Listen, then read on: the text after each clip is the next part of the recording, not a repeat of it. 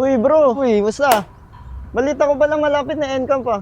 Sa ano, June 28 and 29. Nakapag-register ka na ba? Di pa nga eh. Magkano nga ulit yun? 2,200 lang. Kasama na lahat ng expenses doon. Pupunta ka na lang. Ah, sige. Pero, curious lang ako ah. Bakit nga ba NCAP ang tawag doon? Ano ba yan? Camping? Tatawid ba tayo ng ilog? O baka naman nakakita tayo ng bundok? Lilipad ako para lang sa'yo. Teka lang bro. Saan ka na nakakarating eh? Doon lang tayo sa Cavite. Sama ka ha? Ay, sige. Pero teka, ano nga ba kailangan dalhin? Kailangan mo magdala ng, syempre ng toiletries. No, kailangan mo rin magdala ng extra damit.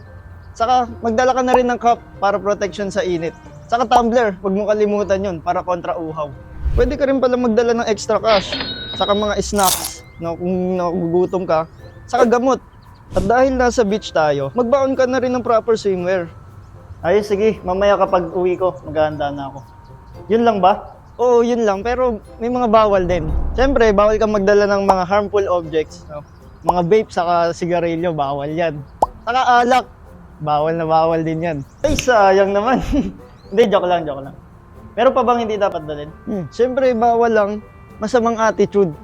Saka, dapat lagi kang game na kasali. Saka dapat expectant ka sa gagawin ni Lord. Ayos, excited na ako.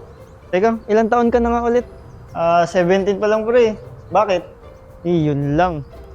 Pero huwag kang mag-alala. Kailangan mo ng parental consent at meron namang waiver na ibibigay galing sa NCAP team. Bilang tanda na pinayagan ka ng magulang mo. Siguraduhin mo magpaalam ka ha. Sige, mamaya magpapaalam ako kay mama at papa. Oo, saka wag silang mag-alala ka mo. Kasi meron tayong mga marshal doon sa ka-nurse para siguradong safe ka. Di ka rin magugutom doon, sigurado yan. At kasama rin natin ang ating mga ate at kuya from YAs. Kaya sigurado magiging masaya yun. Nice! Sulit to ah. Kita-kits tayo sa NCAP ah. Sigurado life-changing to.